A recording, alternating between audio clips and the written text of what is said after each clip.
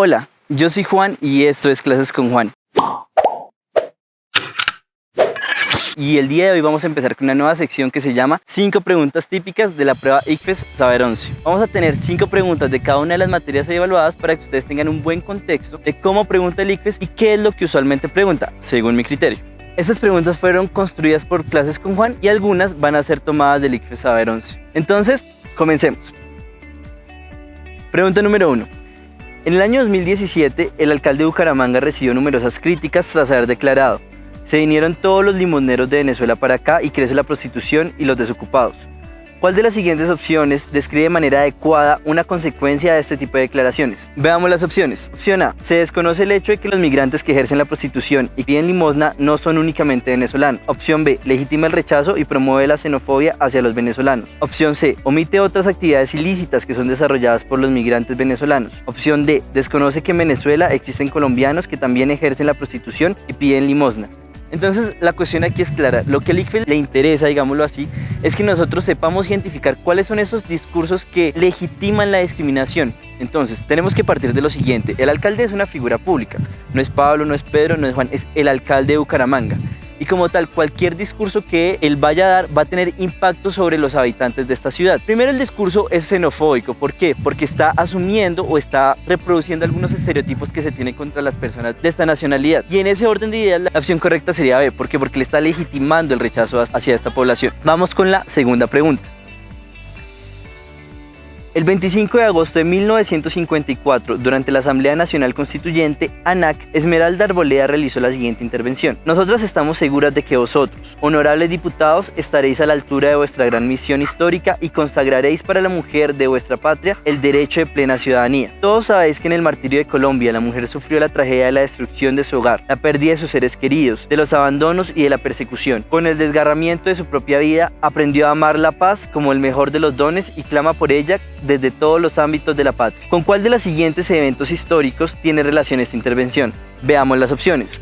A. Derecho al sufragio femenino. B. Participación femenina en la educación superior. C. Manejo autónomo de bienes por parte de las mujeres. Y D. Acceso a derechos patrimoniales por parte de la mujer. En este tipo de preguntas, lo que el ICFES busca es que nosotros sepamos identificar aquellos eventos que marcaron al país. Uno de ellos fue el voto femenino, que sucedió bajo el gobierno de Gustavo Rojas Pinilla, más o menos en el año 1954. De este modo, la respuesta correcta sería la opción A, derecho al sufragio femenino. Una pista que podemos tener es que la mujer habla sobre gozar de plena ciudadanía. ¿Qué significa gozar de plena ciudadanía? Poder ejercer todos los derechos que se tienen como ciudadano. Otra pista que les puedo dar y que ustedes pueden tener en la pregunta, y es que todas las opciones que están acá, la participación de la mujer en la educación superior, el manejo autónomo de sus propios bienes y el acceso a los derechos patrimoniales, son logros que obtuvieron las mujeres en épocas pasadas. Es decir, eso más o menos fue como del año 1940 hacia atrás.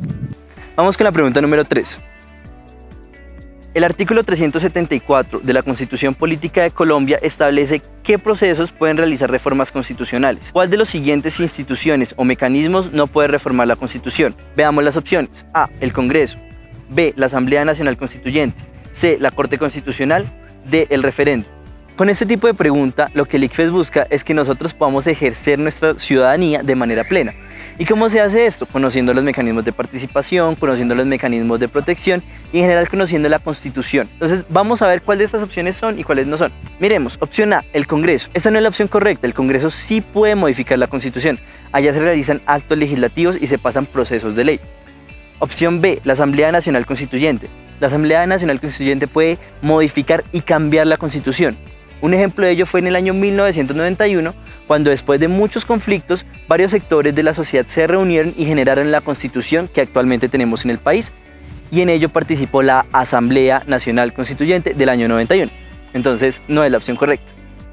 Opción C, la Corte Constitucional. Puede haber mucha confusión, pero esa es la opción correcta. ¿Por qué? Porque la Corte Constitucional no puede modificar la Constitución. ¿De qué se encarga la Corte Constitucional? Básicamente de protegerla, de ver que todos los movimientos estatales, de ver que todo lo que ocurre en el país esté de acuerdo a la Constitución y no la viole.